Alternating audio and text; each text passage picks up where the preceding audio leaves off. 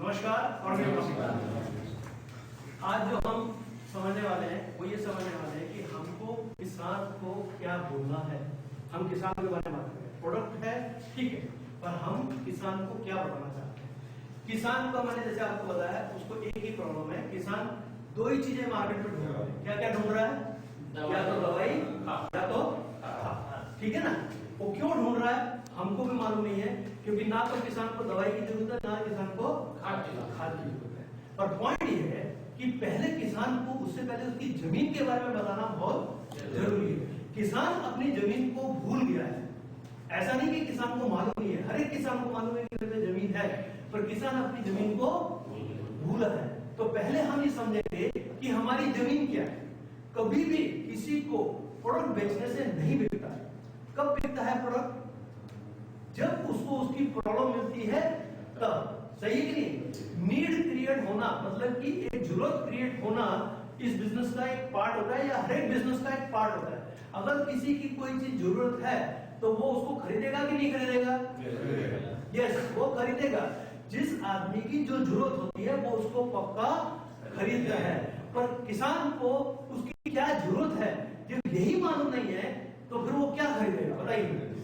तो पहले किसान को उसकी प्रॉब्लम बतानी पड़ेगी, उसकी प्रॉब्लम बताने के बाद उसकी जरूरत बतानी पड़ेगी। सही है कि नहीं जी?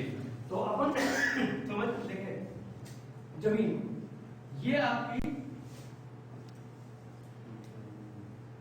जमीन, मान लीजिए इसको बोलते हैं रूट जोन। क्या बोलते हैं? Root zone. कितने इंच का रूट जोन होता है? 6 इंच का। 6 इंच का। कितने इंच का रूट जोन होता है? 6 इंच का रूट जोन होता है। इस रूट जोन के अंदर सारी काम होते हैं, मैक्सिमम काम इसी रूट जोन में होते हैं, बाकी नीचे से जाते हैं। पर 6 इंच जो है वो एक्टिव रूट जोन बोलते हैं उसको। क्या बोलते हैं? एक्टिव रूट जोन बोलते हैं। अभी ये जो 6 इंच का रूट जोन है, अगर ये एक्टिव है तो आपकी फसलें अच्छी होती है। हम अपनी फील्ड में क्या क्या यूज करते हैं? यूरिया यूज करते हैं, नहीं करते? यस। और अपन सुपर फॉस्फेट यूज करते हैं, पोटाश, ठीक है ना, ये अपन यूज करते हैं। अभी आपको किसान से ये पूछना है कि यूरिया में क्या होता है।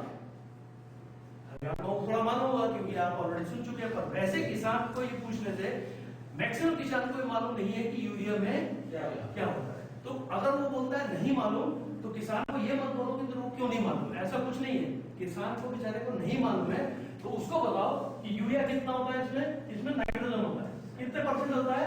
46%। सही है कि नहीं है? और फॉस्फेट कितना होता है? 16%। किसान के नेक्स्ट क्वेश्चन आ गया कि अगर 46% यूरिया है तो बचा हुआ क्या है? 60%। मैक्सिमम किसानों को मालूम नहीं है। तो आपको उस किसान को बताना है कि भैया ये सॉल्ट या कचरा है। बोले 54% सॉल्ट या कचरा है और यहाँ 54%। सही है कि नहीं है? अब ये जो 54% 84% जो डाल रहे हो आप, किसके साथ डाल रहे हो? किसके साथ डाल रहे हो? जो आप केमिकल डाल रहे हो उसी के साथ ये चीजें भी आप जमीन में डाल रहे हो। कितने सालों से डाल रहे हो? 1968 के बाद रासायनिक शुरू हुआ था। सही है कि नहीं? तो 1968 के बाद से आज कितने 52 साल हो गए। 52 साल से हम अपने खेतों में क्या डाल रहे हैं? यस और नो? कचरा डाल रहे हैं नहीं डाल रहे? तो अपन जो ये कचरा डाल रहे हैं उसके कारण क्या हुआ है कि आपकी जमीन जो है वो ब्लॉक हो गई है। तो इसलिए आज की डेट के अंदर 4.5 इंची जमीन ब्लॉक है। ब्लॉक मतलब कि हार्ड हो चुकी है। कैसी हो गई है? जमीन हार्ड हो चुकी है। तो किसान खेती कितने इंची में करता है? 1.5 इंची में किसान खेती कर रहा है, जो कि 6 इंच में होनी चाहिए। 4.5 इंची ब्लॉक हो गया। क्यों ब्लॉक हो गया? क्योंकि जो यूरिया, डीएपी, फॉस्फेट, पेस्टिसाइड जो भी डाल रहे हैं वो जमीन के कारण ब्लॉक हो गया। ये ब्लॉक होने के कारण यहाँ पे रूट जोन एक्टिव नहीं है। ये पता चल गया आपको? अच्छा, अगर जमीन किसकी हार्ड हो जाए तो क्या होता है? आप किसान से पूछो कि आपकी जमीन अगर हार्ड हो गई है तो क्या करना चाहिए। तो जमीन हार्ड होने से क्या होता है? ऑक्सीजन जो है जमीन में कम हो जाता है और कार्बन डाइऑक्साइड जमीन में बढ़ जाता है। अब जब ऑक्सीजन कम हो गया और कार्बन डाइऑक्साइड बढ़ गया तो उसके कारण क्या हो गया? उसके कारण जीवाणु का काउंट कितना रह गया? 1 ग्राम मिट्टी में जो कि 10 करोड़ के ऊपर रहता था वो 1 करोड़ के नीचे चला गया। 1 ग्राम मिट्टी में कौन चले गए नीचे? जीवाणु। अब ये होगा कैसे? प्रॉब्लम तो आई नहीं आई कि खेती में ऐसी 2 प्रॉब्लम क्रिएटेड है जिसके कारण ये एक्टिविटी बर्बाद हो चुकी है। जंगल में पेड़ आज भी लगता है कि नहीं लगता? उसको कौन डाल रहा है? यूरिया डीएपी कोई डाला है क्या? फिर भी लगा है। इसका मतलब प्रकृति ने हमको सबको दिया था और सबसे बड़ी चीज जो प्रकृति ने हमको दी थी वो क्या दिए थे हमको? केचुए। क्या दिए थे? केचुए। केचुआ क्या है? हमारा केचुआ, मैं यहाँ की लिखूंगा केचुआ। केचुआ क्या करता है एक्चुअली? केचुआ एक ऐसी चीज है जो कि किसान का दोस्त है कि नहीं है? ये चौथी कक्षा से हम पढ़ते चले आ रहे हैं, पढ़ते चले आ रहे हैं क्या रे? किसान जो है केचुआ जो है वो किसान का दोस्त है। पर दोस्त गया कहां? और दोस्त करता है 1 स्क्वायर फीट में जाते और आते 2 छेद करता है और यहाँ पे वो वॉमिटिंग करता है और उल्टी करता है और वो क्या होता है? उसको बोलते हैं केचुआ खाद, जो कि अप्रतिम खाद है वर्ल्ड की, है कि नहीं? अब इसको अगर हमने इनएक्टिव कर दिया है, जो कि 3 मीटर खाली जाके सो गया है, 3 मीटर नीचे जाके सो रहा है, इसका मतलब हमने क्या कर दिया? अपने ही दोस्त को इनएक्टिव कर दिया है। उसके कारण जमीन के छेद बंद हो गए। जमीन में जो मुलायम जमीन होनी चाहिए थी वो जमीन हार्ड होती चली जा रही है कि नहीं? अभी उसके कारण आपके ऑक्सीजन भी कम होता जा रहा है, कार्बन डाइऑक्साइड बढ़ता चला जा रहा है और साथ में क्या हो रहा है कि जीवाणु 1 ग्राम मिट्टी में 10 करोड़ के ऊपर थे वो कम होते चले जा रहे हैं, क्योंकि जीवाणु जो है वो किस में रहते हैं? ऑक्सीजन में रहते हैं और ऑक्सीजन में बढ़ते हैं। और केचुआ कहाँ काम करता है? वो भी ऑक्सीजन में ही काम करता है, सही है? और अगर ये जीवाणु पे यहाँ बढ़ गए हैं, यहाँ विषाणु बढ़ गए, कौन बढ़ गया? कौन बढ़ गए? विषाणु। अब विषाणु बढ़ गए और यहाँ पे जीवाणु कम हो गए। अब बताओ मेरे को, हमने प्रकृति के अगेंस्ट में काम किया कि प्रकृति के फेवर में काम किया? हमने जो हमको निसर्ग ने दिया था, जो हमको भगवान ने दिया था, उसके अगेंस्ट में काम करके हमने ये सिचुएशन ला दी है। अब ये सिचुएशन हर एक किसान के साथ हो गई है, इसलिए उसको इसका काम बराबर करना पड़ेगा। वो बराबर करने के लिए क्या करेगा मालूम नहीं, पर ये है कि ये काम तो हो गया। अभी ये 10 करोड़ जो है यहाँ पे, ये क्या होता है? 13 मिनटों में मर जाते हैं। क्या होता है? 13 मिनटों में मर जाते हैं जीवाणु। इनका लाइफ साइकिल होता है 13 मिनट में, एक जुनी मरती है, दूसरी जुनी पैदा होती है। जो 13 मिनट में मरते हैं वो क्या बनते हैं? खाद बनते हैं। तो एक अप्रतिम खाद ये और एक अप्रतिम खाद जो यहां से बन रही थी, पहले वो 10 करोड़ में बना करती थी, आज वो 1 करोड़ में बन रही है। इसका मतलब आपकी जमीन 10 गुना बंजर हुई है कि नहीं हुई है? तो आप कहां जा रहे हैं? आप समझे ना? आप सब किसान हैं जी। आपके दिमाग में क्या है? हमने एग्जैक्टली करके दिया। अभी इसके कारण क्या हुआ? ये आपका यहाँ पे पेड़ लगा, सही है? इसमें व्हाइट वुड बनते, इसमें व्हाइट वुड बनते हैं, व्हाइट वुड बन ही नहीं रहे क्योंकि आपने सब जगह हार्ड कर दिया है और इसके ऊपर ये पेड़ बना। पेड़ बनने के बाद यहाँ पे क्या है? हमें हैंडराइटिंग में इसमें मत आना क्योंकि ये पत्ते बनते हैं। अब ये पत्ते भी छोटे हो गए, पीले पड़ गए। क्यों पीले पड़ गए? क्योंकि नीचे जो खाना बन रहा था वो कम था, वो खाना ऊपर गया ही नहीं। यहाँ से ऑप्टेक ऑफ फूड बोलते हैं, इसमें जो खाना ऊपर जाना था पत्तों को मिला ही नहीं, तो पत्ते हो गए पीले और हो गए सुपड़ गए। अब सुपड़ने के बाद उनके साथ एक प्रोसेस बंद हो गया जो कि ऊपर का प्रोसेस होता है, जिसको बोलते हैं फोटोसिंथेसिस प्रोसेस। क्या बोलते हैं हिंदी में? प्रकाश संश्लेषण। वो बंद हो गया, वो भी बंद हो गया।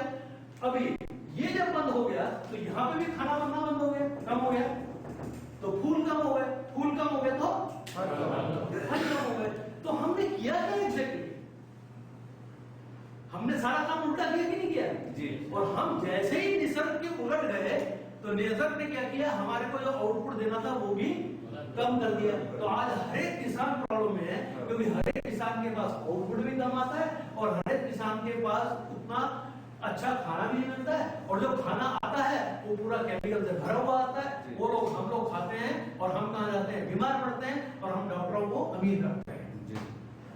यस और नो? यस। ये जो प्रक्रिया है, ये प्रक्रिया को हमको रिवर्स करना ही चाहिए। इतना ही बताइए। जाते जाते मैं एक चीज आपको कि जमीन का कंट्रीब्यूशन कितना आता है? 3.8%। कितना कंट्रीब्यूशन जमीन का?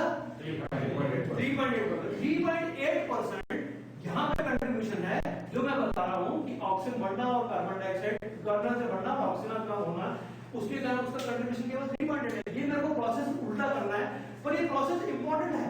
क्या है ये? इंपॉर्टेंट है। जैसे आपके शरीर में हार्ट है, अगर आपके शरीर का हार्ट वीक पड़ गया तो क्या होगा? हालत खराब हो जाएगी। और अगर हार्ट बंद हो गया तो क्या होगा? राम राम सत्य हो जाएगा। वैसे ही आप जमीन के हार्ट से खेल गए हो, आप जमीन के हार्ट से खेल गए हो कि यहाँ पे एक तो केचुआ इनएक्टिव कर दिया, दूसरा जीवाणु का काउंट दिन ब दिन कम करते चले जा रहे हैं। इसके कारण ये सारे प्रॉब्लम आपकी जमीन में क्रिएट हो गए। उसके कारण ये सारे प्रॉब्लम क्रिएट होने से आपको ऊपर आउटपुट मिलना बंद हो गया। अब इसका कंट्रीब्यूशन इंपॉर्टेंट है कि नहीं? 3.8% इंपॉर्टेंट है, थोड़ा है पर इंपॉर्टेंट है। ऊपर से कंट्रीब्यूशन कितना है? 96.2%। सही है कि नहीं है? ये जो 96.2% ऊपर से वो कहां से आ रहा है? हवा, पानी और सूर्य प्रकाश से आ रहा है। सही है कि नहीं है? अब ये 96.2 यहाँ पे कम आ रहा है क्योंकि ये 3.8 उसको बढ़ा दिया हुआ है। सही है कि नहीं है? तो आप क्या हो गया है? ये सब करने के लिए कुछ तो चेंज करना पड़ेगा ना, कुछ तो बदलाव लाना पड़ेगा, नहीं तो ये जीवाणु का काउंट कम होता चला जाएगा। उससे कम होते होते एक दिन जमीन पूरी तरह जमीन भी बंजर हो गई, यहाँ पे ऑक्सीजन भी नहीं बढ़ रहा है, यहाँ पे केचुआ भी इनएक्टिव है। मतलब इतना बड़ा काम हमने उल्टा कर दिया। ये 96.2% भी हमने लेना बंद कर दिया। अब सबसे इंपॉर्टेंट बात, आप यूरिया के थ्रू क्या डालते हैं? नाइट्रोजन नीचे कितने डालते हैं? 46%। सही है कि नहीं है? एटमॉस्फेयर में, हवा में नाइट्रोजन कितने परसेंटेज है मालूम आपको? 78% है। कितना है? 78% नाइट्रोजन जो हवा में आपको अवेलेबल है, उसका पैसा आपको भगवान को देना पड़ता है क्या? आपसे कोई पैसा मांग रहा है क्या उसका? नहीं मांग रहा। पर ये 78% खींचने की ताकत ना होने के कारण आप 46% उसको जमीन में डालते हैं, वो भी किसके साथ? कचरे के साथ। पैसा देंगे, वो भी उल्टा पैसा देंगे। सही बात है, साथ में पैसा दे दे कि ये डाल रहे हो, जबकि 78% फ्री ऑफ कॉस्ट अवेलेबल है आपको। इसको खींचने की ताकत अगर आपने बढ़ा दी तो हमको नाइट्रोजन डालने की जरूरत है क्या जमीन में? नहीं है। तो कितना भारी गलत काम हो गया है किसान से। मतलब किसान को क्या कर दिया है? एक ट्रैक से उठा के दूसरे ट्रैक पे डाल दिया है। सही है कि नहीं जी? इतना बड़ा अगर नुकसान हमारा हो रहा है तो इसको वापस ठीक करना चाहिए या नहीं? चॉइस आपकी, आप सब किसान हो, आपको डिसाइड करना है ये वापस लाना है या नहीं लाना है। तो चलिए अपन एक काम करते हैं, आपसे मैं एक चीज पूछता हूँ, आज आप केमिकल यूज करते हैं? यस। आपको जाना कहाँ है? ऑर्गेनिक खेती में जाना है आपको। आपके दिमाग में या किसी भी किसान के दिमाग में केमिकल से ऑर्गेनिक जाने में क्या दिमाग में आता है? क्या दिमाग में आता है? गोबर की खाद। हाँ, यही आ रहा है दिमाग में हो तो ठीक है, आप मार्केट से गोबर की खाद खरीद कर आएंगे, वो डालेंगे, आपकी जमीन ऑर्गेनिक हो जाएगी। ऐसा किसान का सोचना है, कोई गलत नहीं। क्योंकि हमारी पहली खेती, जो हमारे बुजुर्ग लोग, जो हमारे पूर्वज लोग खेती किया करते थे, वो केवल गोबर की खाद की ही खेती किया करते थे। किया करते नहीं किया करते? क्यों किया करते थे? क्योंकि उनके पास जीवाणु, अपने पास जीवाणु उनके पास 10 करोड़ के ऊपर थे, इसलिए वो 13 मिनट मानते थे, अच्छी खाद बनती थी, अच्छा फल मिलता था, वो जाते थे। ये था ही नहीं था। अब हमने क्या करना, केमिकल से ऑर्गेनिक जाने के लिए हमारे पास कोई विकल्प नहीं है, तो क्या करना चाहिए? अभी हमारे पास जब विकल्प ही नहीं है, तो अगर हम गाय का गोबर लाते भी हैं या किसी जानवर का गोबर लाते हैं, तो हम बाजार से खरीद के लाते हैं और खरीद के लाके उसका पैसा देते हैं, उसकी ट्रॉली की कॉस्ट देते हैं, वो लेके आते हैं। अब जिसका गोबर आप लाए उसने क्या खाया ये मालूम है क्या आपको? उसने अगर केमिकल खाया तो बाहर क्या निकलेगा? तो फिर आप ऑर्गेनिक कर रहे हो, केमिकल कर रहे हो। सबसे अप्रतिम खाद गोबर की किसकी है? देसी गाय की। देसी गाय का गोबर, देसी गाय का मूत्र जो है वो आपको सबसे अप्रतिम खेती का सोर्स है कि नहीं है? वो आपने डाला तब आपको जाके मिलेगा। पर वो गाय ने क्या खानी चाहिए? केमिकल फ्री खाना चाहिए, उसको भी जो खाने को डालते हैं वो केमिकल फ्री होना चाहिए, तब जाके जो आपको गोबर की खाद मिलेगी वो प्योर शुद्ध ऑर्गेनिक खाद मिलेगी। मार्केट में है क्या? देसी गाय है क्या? नहीं है। अब किसान को क्या बोले? देसी गाय नहीं, देसी गाय का मूत्र नहीं, देसी गाय का गोबर नहीं, कोई जानवर की खाद डालनी है और डालनी है ट्रॉली भर भर के। दूसरा सबसे बड़ा इंपॉर्टेंट है कि गोबर की खाद तो डालनी है, उसको डिकम्पोज किया क्या है, उसको सड़ाया क्या, वो भी काम नहीं किया, तो क्या होगा? और प्रॉब्लम क्रिएट हो जाएंगे जमीन में, जो हुमनी करके क्रिएट हो जाती है, होती कि नहीं होती? तो ये कई चीजें ऐसी हैं जो आज किसान जो है एक विशेष सर्कल में फंस चुका है। केमिकल छोड़ना चाहता है, केमिकल छोड़ नहीं पाता, ऑर्गेनिक लेना चाहता है, ऑर्गेनिक लेने के लिए प्रॉपर विकल्प मार्केट में अवेलेबल नहीं है। क्या करें? क्या करें? अभी सब आप मेरे को घूर के देख रहे हो, क्या करें? क्या करें? तो अभी आता है कि आज इसमें क्या डालो? मल्टीप्लायर डालो। मल्टीप्लायर जो है अब बताना है आपको। अभी तक मैंने मल्टीप्लायर का नाम लिया क्या? नहीं लिया। मैंने क्या क्रिएट कर दिया? अभी उसको ये बता दिया किसान को कि तेरी एग्जैक्ट प्रॉब्लम क्या है और इसको सॉल्व कौन कर सकता है? एकमात्र प्रोडक्ट जो पूरे वर्ल्ड में अवेलेबल नहीं है, हमारे पास अवेलेबल है, जिसका नाम क्या है? मल्टीप्लायर इंग्लिश का वर्ड है, इसका हिंदी मीनिंग क्या है? गुणा। गुणा है कि नहीं है? मराठी में गुणाकार। तो गुणा करते हैं। अब ये क्या करता है? देखिए मल्टीप्लायर को आप बैठ के एक्सप्लेन करते रहते हैं, इसमें ये है, इसमें वो है, इसमें ऐसा होता है, इसमें कोई जरूरत नहीं है। मल्टीप्लायर एक ऑर्गेनिक प्रोडक्ट है कि नहीं है? वो डालने से क्या क्या होता है? वो डालने से क्या क्या होता है? हर एक चीज की गुणा हो जाती है। किस चीज की गुणा हो जाती है? केचुओं की गुणा हो जाती है, केचुए एक्टिव हो जाते हैं। यस हो जाता है। एक काम कर दिया आपने, केचुओं को गुणा कर दिया, केचुओं को एक्टिव कर दिया, वेरी गुड। फिर आपने क्या किया? वैसे ही क्या किया? ऑक्सीजन बढ़ा, ऑक्सीजन बढ़ने लगा, सही है, और कार्बन डाइऑक्साइड कम हो गया। जब ऑक्सीजन बढ़ा और कार्बन डाइऑक्साइड कम हुआ तो जीवाणु का काउंट बढ़ने लग गया। जीवाणु का काउंट बढ़ा तो 10 करोड़ तक पहुंचा सकते हैं, बढ़ा बढ़ा के धीरे धीरे आपकी ये 13 मिनट की प्रक्रिया, आपका जीवाणु खाद जो बननी चाहिए जब अच्छी बनने लगी जीवाणु के थ्रू, मिनरल्स जो बनते हैं वो खाद भी मिलने लगी आपको। यहाँ पे ऊपर आपको क्या मिलने लगा? केचुआ एक्टिव हो तो वो भी खाद प्रोड्यूस करने लगा, जमीन में ऑक्सीजन क्रिएट हो गया। व्हाइट फ्रूट्स क्या हो गए? मल्टीप्लाई हो गए, नहीं हो गए? व्हाइट फ्रूट्स मल्टीप्लाई हो गए। व्हाइट फ्रूट जब मल्टीप्लाई हो गए तो यहाँ पे फूड जो बनने लगा वो ज्यादा बनने लगा, खाना, वो खाना ज्यादा बना तो यहाँ से ऑप्टेक ऑफ फूड ज्यादा हुआ कि नहीं हुआ? वो फूड कहाँ गया? पत्तों पे गया। पत्तों का क्या हुआ? पत्तों में मल्टीप्लिकेशन चालू हो गया, पत्तों का साइज बढ़ गया, पत्तों की हाइट बढ़ गई, पत्तों का आकार बढ़ गया, पत्ते काउंट बढ़ गई। तो क्या हुआ? पत्तों के ऊपर खाना बढ़ गया, बढ़ा कि नहीं बढ़ा? मल्टीप्लाई हो गया। यहाँ पत्तों के ऊपर खाना मल्टीप्लाई होने के बाद क्या हुआ? फूल बढ़ गए, फूल मल्टीप्लाई हो गए, फूल मल्टीप्लाई हो गए तो फल मल्टीप्लाई। ये है कौन करता है? Multiply, soil multiply. अब इसके लिए मैं आपको क्यों एक्सप्लेन कर रहा हूँ? ये जब उसको मालूम पड़ेगा तो वो मल्टीप्लायर मांगेंगे कि मांगेंगे? किसान की रिक्वायरमेंट है कि नहीं मल्टीप्लायर? ये जरूरत है किसान की कि नहीं है? ये एक जरूरत है किसान की जो उसको यूज करना ही पड़ेगा, क्योंकि उसको पास कोई भी विकल्प नहीं है। पर यहाँ पे विकल्प क्या है? यहाँ पे विकल्प क्या है? अब ये बात आ गई, ये तो आपने एक्सप्लेन कर दिया, उसने मल्टीप्लाई यूज कर लिया, उसको पत्ते भी बड़े हो गए, उसमें खाना भी अच्छा बना, तो चोर आएंगे कि नहीं आएंगे? चोर आएंगे कि नहीं आएंगे? तो वो जो चोर आते हैं वो होते हैं कीड़े, सही है?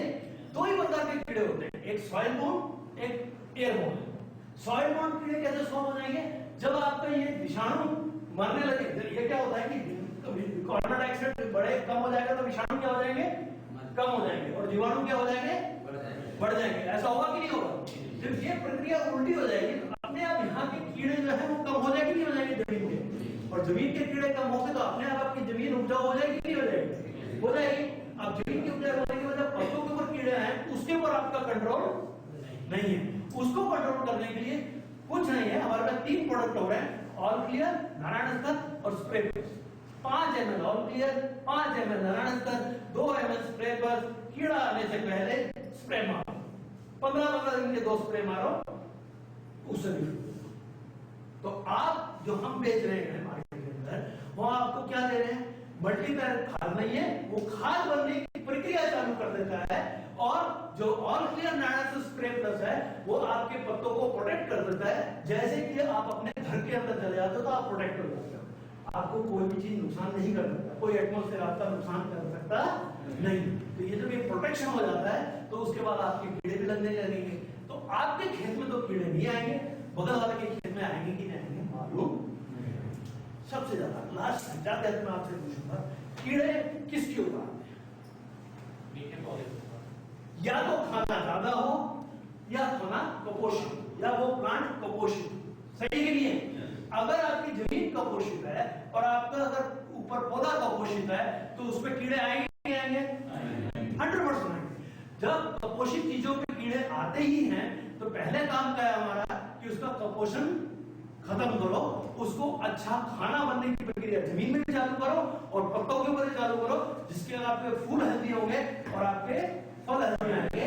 मतलब आपके जमीन की प्रतिकार शक्ति और आपके पौधों की प्रतिकार शक्ति अगर बढ़ गई तो आपको पेस्टिसाइड की जरूरत पड़ेगी नहीं। मतलब हमारा जो ध्येय है कि हर एक किसान का इनपुट कम होना चाहिए, मतलब वो जो इस पे फर्टिलाइजर पैसा खर्च कर रहा है वो कम होना चाहिए और उसका आउटपुट बढ़ना चाहिए। ये प्रक्रिया चालू हो जाएगी और जो खाना वो मार्केट को देगा, जो हमारे आने वाली जनरेशन खाएगी, वो कैसा खाएगी? केमिकल फ्री खाएगी। तो ये जो प्रक्रिया हो जाएगी तो कितना बड़ा मिशन हमारे सामने खड़ा है कि हमारे पूरे देश को, हमारे किसानों को, हमको उसका इनपुट कॉस्ट कम करना है और उसका आउटपुट बढ़ाना है, उसकी कीमत बढ़ानी है, उसको अमीर करना है। और जो हम खाने वाले हैं या हमारी आने वाली जनरेशन खाने वाली है वो ऐसा खाना खाएगी जिससे उसको भी बीमारियां कम लगेगी। तो एक अच्छा बड़ा मिशन आपके साथ आपके पास है कि नहीं? तो ये मैं चाहूंगा कि आप सब मिलके, आप जितने भी लोग हमारे साथ हैं, मैं पूरे देश के अंदर इस मिशन को हमको फैलाना है। बाकी जो पैसा कमाने की प्रक्रिया वो बात की बात है, पर पहला मिशन है कि पूरे देश को हमको क्या करना है? ऑर्गेनिक इंडिया, हेल्दी इंडिया और रिच इंडिया और एक अच्छे किसान हमको खड़े करने हैं, जो श्रीमंत किसान हो, जो अमीर किसान हो। Wish you all the best. Thank you.